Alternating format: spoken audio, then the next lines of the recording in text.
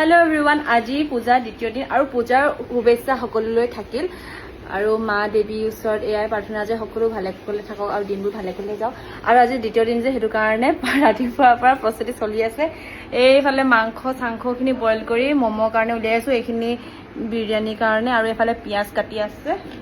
আৰু এইখিনি চাওমিন অকমান ফেনৰ তলত দি দিছো নহলে বেছি পানী পানী হৈ যাব বুলি আৰু বাহিৰত বিৰিয়ানী বনাবলৈ প্ৰস্তুতি চলি আছে ভাবাই নাছিলো দোকান খুলিলে যে ইমান ৰাতিপুৱাৰ পৰা কষ্ট কৰিব লাগিব বুলি হয়লো ফাৰ্ষ্ট এক্সপিৰিয়েঞ্চ ভালে লাগিলে আৰু আপোনালোকে আজি আহিব আমাৰ দোকানখনৰ লোকেশ্যনটো আকৌ সুধি আছিলে বহুতে মই আগতে দিছিলো বা পোষ্টটো আমাৰ দোকানৰ লোকেশ্যনটো আছে হেৰি ধেমাজি চাৰিআলি ওচৰতে মানে আসাম গ্ৰামীণ বিকাশ বেংকটো আছে যে তাৰ অপজিটত যদি আপুনি লখিমপুৰ ৰোডৰ পৰা আহে আমাৰ দোকানখন ৰাইট সাইডে আছে আৰু যদি আপুনি ডিব্ৰুগড় নহলে এইটো সাইডৰ পৰা আহে তেতিয়া আমাৰ দোকান এখন আছে এফালে বাও সাইডে আহিব দেই বাই বাই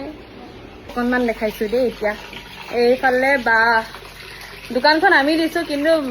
মানে সবে 50-50 হৈছে কষ্টটো সবৰে হৈছে চাউলখিনি ধুই আছে বাহিৰতে আৰু এয়া ই কিন্তু বৰ কাম কৰিছে ইয়াৰ লগাই দেখিলে এই লাজ পাব বোলে এয়া কেৰাহী পাতিছে এইফালে পিঁয়াজ চিয়াজ কাটি আছে সহায় কৰি আছে আৰু চবে বাই বাই